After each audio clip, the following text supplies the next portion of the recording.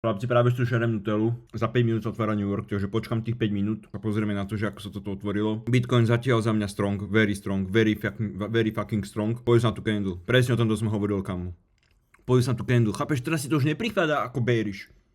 Prečo si tu na bol proste posratý, alebo prečo si tu na myslel, že tu poďme nižšie, vieš, že to je tá stratégia, ktorú ja robím, že ja sa snažím vidieť v tom zlom to najlepšie. A presne o tomto som hovoril, že tie nižšie timeframey sú bullish. 15 minútovka máme money flow, podľa mňa sa toto sa zachústača trošku dole, potom sa prikne green dot a pôjdeme zase hore. 5 minútovka myslím, že alebo ktorý to timeframe je proste bullish. Money flow ide stále hore. 3 minútovka extrémne. Polhodinová tiež. Money flow hore, hodinovka sa už dávame. A táto hlavne, táto curvature už je vyššia ako táto, takže už to nemôže byť bearish divergencia. A jak money flow ide hore, VWAP máme hore, kámo, toto podľa mňa, že pretráchame hore sa. A keď máme daily open, toto je 67,300 a daily open máme na 67,600. No, možno na daily open by sme sa vedeli dostať za mňa. Za mňa na daily open. Aj pozri sa na toto je proste krása. Sice máme bullish divergencie, ale za mňa good. A inak ešte ďalšia vec. Všade som už teraz videl bullish newsky, že mali sme krásne earnings, mali sme proste 185% surprise, alebo čo, neviem, proste nejaký obrovský surprise sme mali. Nikto to nečakal, samozrejme na úplne spodku, všetci to samozrejme akumulovali, tí správni ľudia to akumulovali a teraz proste majú vynikajúce entries. Ale čo chcem teda povedať, že teraz o tom všetci hovoria. Teraz ale kde boli tu na dole? Kamo, prečo si nehovoril o tomto, že budeme mať earnings, ale ja to nakupujem, lebo proste sa mi to ľúbi. Vieš, že nikto o tom nekričal tu na dole, ale tu na hore už všetci o tom kričia, keď sme o 20% hore, alebo 30% 40% sme hore od bottomu. A keď sa pozrieš teraz na tú mantli, kámo, teraz ti to pripadá ako bearish. Kokot vôbec, a to som vulgárny. Vôbec. Absolútne vôbec, keď sa za minútu printneme, kámo, hneď bude tu na green, už viac bullish to nemôže vyzerať, kámo. Toto pokiaľ sa neteleportuje do konca roka, ja neviem, na 300, tak som sklamaním. Uver, kámo, toto ti ako vyzerá? Bearish, za mňa absolútne bullish. MSTR tiež, pekný knôt, keby to fakt vytlačíme ešte, že by bola green. Kámo, ja ti vravím, to všetci hneď budú zase ultra bullish. Toto, kámo, pozri sa na to. Pokiaľ táto candle, kámo, zavrie tu na, kde? Pokiaľ zavrieme nad touto sivou, nad $50, kámo, tak to bude, že giga bullish. To ja nechcem vedieť, čo sa stane s PayPalom, kámo, to všetci začnú PayPal, prečo si o tom nehovoril tu na? Kámo, takýto mindset maj, ja ti vravím, že hneď sa na to budeš pozerať iným lensom, inými proste škúlkami. MSFT, vieš, to mám prdeli, že to vyzerá takto. Je to proste MSFT. Je to proste bomboklad. Teraz to už zase vyzerá všetko tak, že mega bullish, vlastne to nič nebolo, ne. Niekto sa pýtal presne v Discorde, Microsoft, Netflix, už ideme len hore. Microsoft ti hneď odpoviem, ale Netflix, ja si myslím, že Netflix ten money flow má ešte fakt na hovno.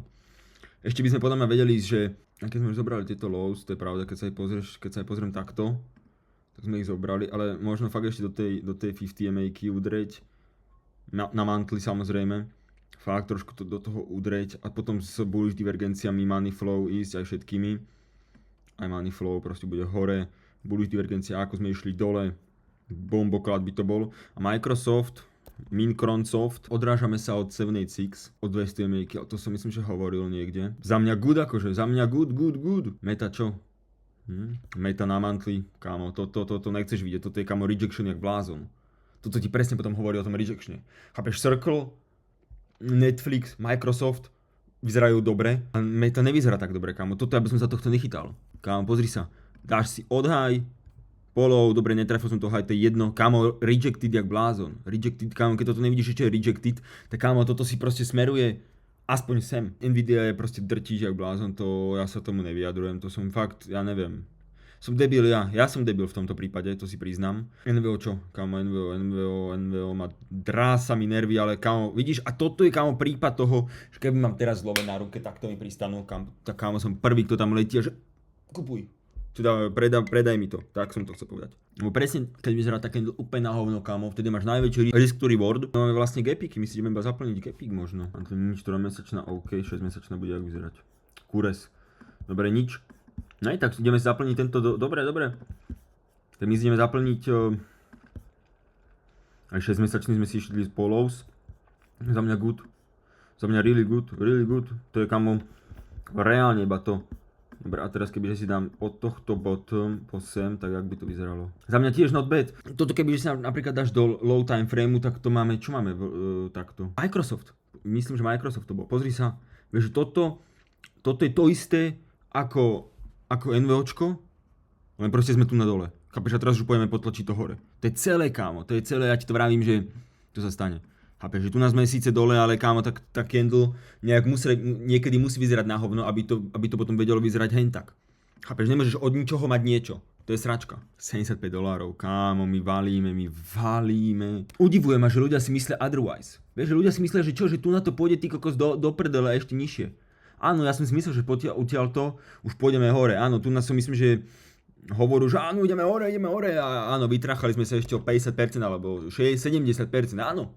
Ja som dokupoval, ja som bol v tom bullish, ja som vravel kamarátom všetko, že dokupujte, áno. A vidíš, teraz ideme hore. Za mňa teraz sa možno blízka na tie pekné časy, vieš, už aj počasie je pekné, tak už aj, že akcie pôjdu s počasím, vieš, že okrem Novo Nordisku, lebo ten si fakt valí vlastnú trajektóriu, ale možno mi to dáva len šancu na dokúpenie. No dobre, nebudem ťa viac zaťažovať. Užívaj deň a za mňa fakt ideme hore. Však budem dávať, keby niečo, budem dávať tieto oznámy, jak sa vraví. A toto za mňa, toto je normálka. Toto, keď sa bojíš, tak to sa neboj. Dobre, čauko.